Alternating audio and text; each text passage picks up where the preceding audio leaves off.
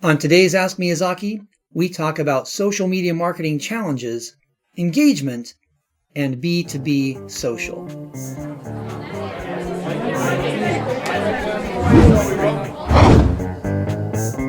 Yaira asks, what's the most difficult challenge a company can face using social media marketing? Yaira, there are a number of social media marketing challenges a company might face. But the number one challenge is creating content that's interesting, informative, and shareable. So let's go through each of these. To create content that's interesting, you have to know your customer base. You have to know your target audience. You have to understand what is it that interests them? What is it that gets them to want to watch more videos or want to take a look at content or want to read articles? When you go to the point of informative, you have to understand what your target audience knows and what your target audience doesn't know, and what's important to them. So that way you can create content that actually is informative and helps them learn. And number three, as far as shareable goes, you have to find out what gets to your audience on an emotional basis. What gets them to the point that not only do they read something or they watch something, but they feel motivated to share it with somebody else in their circles, hopefully someone who's still in your target market. So, to have content that is interesting, that's informative, and that's shareable, you have to know your audience, you have to know what they know and what they don't know, and you have to know what motivates them emotionally. Nicki asks, what do you have to do to get your followers to engage?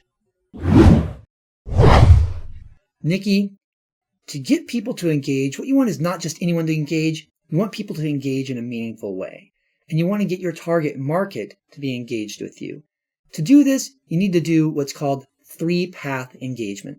Now, one-path engagement would be when someone watches your video or they read your article, but they don't really engage with you. They just watch. They don't share, they don't like, they don't do anything else, but they've seen it.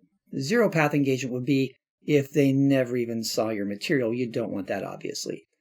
After one-path engagement, then what you have is two-path engagement. Two-path engagement is when you present something to them, they watch it, they view it, they read it, but then they engage back with you.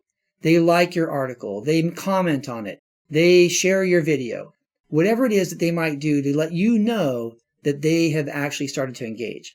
Now, unfortunately, most social media marketers think that this is the end game, that this is the end goal of social media marketing. And they get all excited. Wow, I got a bunch of likes, or I got some shares of my video, or I got people that were commenting on my article. But this is not the end goal. The reason why social media marketing is so different than traditional marketing is because we have the opportunity to engage with other people. That's why you want three-path engagement. Three-path engagement is when you share with them, they engage back with you, and then finally, you make that third effort, you engage back with them. Now what you've done is you've started to build a relationship. You're starting to have this three-path communication, which lets them know that it's kind of like if you were to try to engage with someone, you see someone walking down the street, you notice them, you say hi, and then they say hi back to you, how are you doing? And then you just keep on walking and you don't answer. And that's kind of like what it's like when there's two-path engagement. You're giving something out there to your audience. They're saying hello, they're making a comment, and you're ignoring them and pretending like they never existed. And that's not good. That's how you lose people from engaging. So the key here is every time someone engages with you, you want to have that conversation. You want to engage back. It may not mean that you're going to get the most followers or the most comments or something else, but what you do have will be real engagement. And it'll be something that will help you really build some solid, meaningful relationships with your audience. And that's what social media marketing is about. David asks, how can my freight forward company, Transenvios, get a larger market share of the international industry using social media?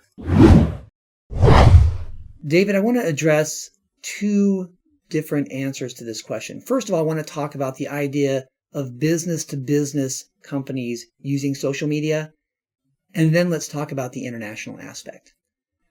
So it's tough for B2B companies to use social media a lot of times because they don't have that same kind of a connection with the end user that they might have, you might have in a B2C environment.